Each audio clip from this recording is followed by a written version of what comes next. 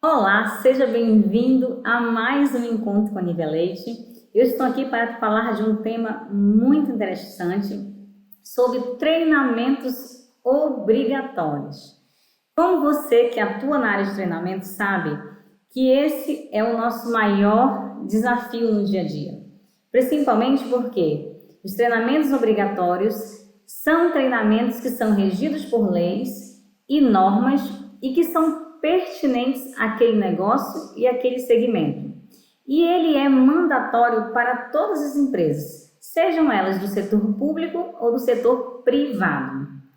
E como que a gente, como profissional de treinamento, pode identificar os treinamentos obrigatórios? O primeiro passo é você estudar sobre o segmento do seu negócio.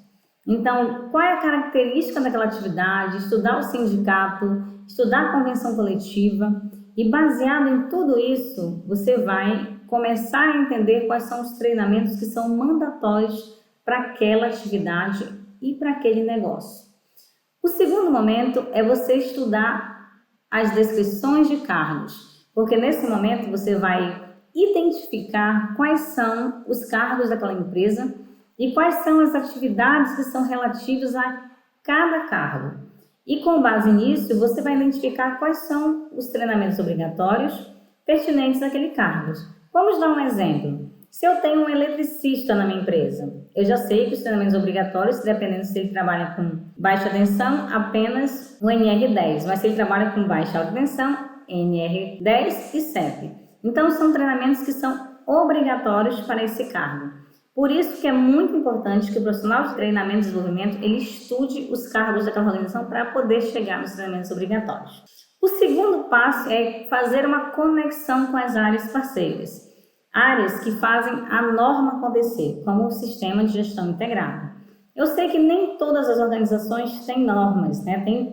Tem sistema de gestão integrado, mas para você que trabalha na empresa que tem a certificação das ISOs, isso também pode gerar treinamentos obrigatórios. Então, você deve fazer parceria com essa área, estar sempre linkado a essa área para conhecer profundamente quais treinamentos vão se tornar obrigatórios a partir dessa relação.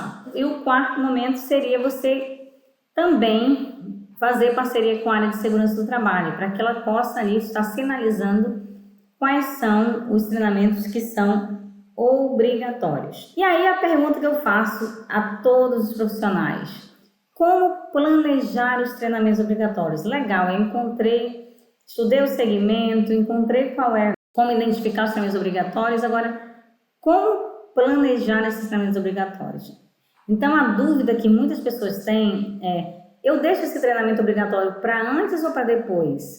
Tem que deixar o treinamento obrigatório como prioridade.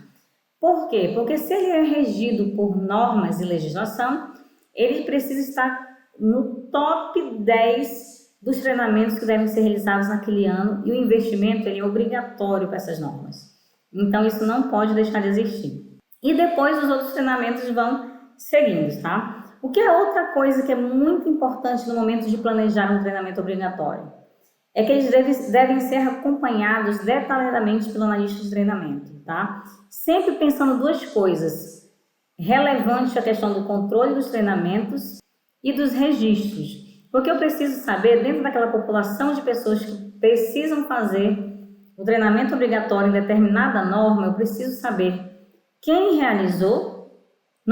Isso não tem 50%, é 100%. Se tem um cargo lá que diz que tem que ter NR10, se eu tiver 10 eletricistas, 10 precisam ter NR10, 9 não podem ter e 1 sem ter, 10 tem que ter. E eu só vou saber disso como analista fazendo o controle desses treinamentos obrigatórios. E depois do controle, o registro desses treinamentos, porque é importante ter o registro, muito importante mesmo, tá?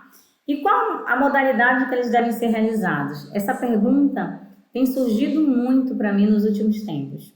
Hoje, gente, existem treinamentos de normas e legislações sendo realizados de duas formas: na modalidade à distância e na modalidade presencial. Hoje já é permitido realizar treinamento de normas e legislações na modalidade à distância. Então, você tem essa opção. E nós temos também a modalidade presencial, que eu particularmente gosto bastante. Por quê? Na modalidade presencial, você vai ter ali a interação dos colegas, você vai poder fazer uma aplicação de uma avaliação não só teórica, como prática. Então, eu acho que esse treinamento prático de normas e legislações é muito eficaz. Mas nós também temos na modalidade à distância. O que possibilita a modalidade à distância? A gente realizar treinamento com pessoas em diversas regiões, que muitas empresas hoje têm essa característica, inclusive a empresa que eu trabalho tem essa característica.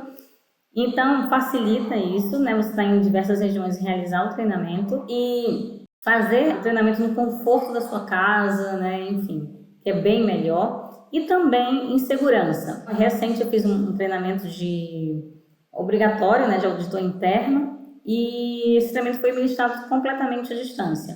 Então, é sim completamente permitido e havia interação, havia troca de informações e depois fizemos a avaliação, todo esse contexto, mas é claro que nunca vai substituir o contato presencial, né? Mas é uma possibilidade que também é viável, então nós não podemos descartar tanto a modalidade à distância quanto a presencial.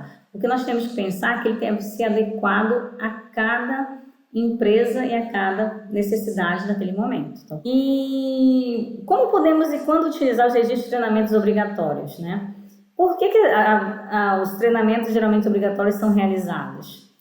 E quando que a gente utiliza? Os treinamentos obrigatórios são utilizados exatamente para a gente responder a fiscalizações do Ministério do Trabalho. Então, principalmente para aqueles cargos que são exigidos por lei, então, eletricista NR10, mecânico NR12. Então, é necessário que a gente comprove também que aquele profissional que está atuando naquele cargo, ele é competente para realizar aquela atividade. Que ele não está correndo nenhum risco de sofrer um acidente ou qualquer outra coisa que possa o tornar incapaz naquela habilidade. Então, registrar os treinamentos obrigatórios é muito importante, porque lá na frente, se esse colaborador estiver insatisfeito com a empresa, ele vai fazer o quê? Dizer, eu não fui habilitado, por isso eu tive consequências dessa atividade. Então, ter o controle desses registros de treinamentos obrigatórios para apresentar no Ministério do Trabalho é muito importante. O segundo fato é que se você é uma empresa que é auditada, eu vou fazer uso desses controles e registros também na auditoria do Sistema de Gestão Integrado, que lá fala que eu tenho que garantir que 100% das pessoas que estão ali em cada cargo são competentes para realizar a atividade. Então, há todo um histórico aí, né? E, além disso, também, o controle de competências mínimas exigidas para aquele cargo. Por quê? Porque eu tenho que fazer o paralelo de crescimento do seu colaborador, aquilo que ele iniciou na empresa e como ele está agora. Então, isso também é uma melhoria, né? Que é muito importante para a empresa. Então, aqui são algumas dicas que eu trouxe para você conhecer um pouco dos treinamentos obrigatórios, tá? E o que vai fazer o treinamento obrigatório ter sucesso? Eu sempre falo que é ter um planejamento eficaz, acompanhar as atividades do treinamento, possibilitando todos os registros, instrutor competente, equipe alinhada para que esse treinamento ele possa ser transmitido da melhor maneira e que aquelas pessoas possam ter um bom proveito. Depois, sempre fazer uma avaliação, ouvir o feedback dos participantes quanto àquele treinamento obrigatório, porque geralmente é norma, é legislação, e as pessoas ficam um pouco entediadas com relação a isso, mas a gente tem que possibilitar uma interação maior, né? E orientando os instrutores, quando eles forem internos ou externos, a trazer dinâmicas que reforcem o conteúdo, vídeos, tornando aquele conteúdo interessante. E depois fazer o registro através das avaliações de conhecimento e avaliações práticas. Isso vai fazer com que você tenha realmente todo um respaldo legal quanto à questão dos treinamentos obrigatórios. Então, essas são as dicas práticas que eu trago como profissional, baseada na minha experiência no dia a dia. Então, se você quer comentar ou quer fazer perguntas sobre esse assunto, você pode colocar aqui embaixo na descrição do vídeo que eu vou responder a todas as perguntas. E também, se você ainda não me conhecia e quer começar a me seguir, eu estou no YouTube, no canal Nívia Leite, e também nas redes sociais, no Instagram e no Facebook, Nívia Leite _aprendizagem. Desejo um ótimo dia para vocês e até mais.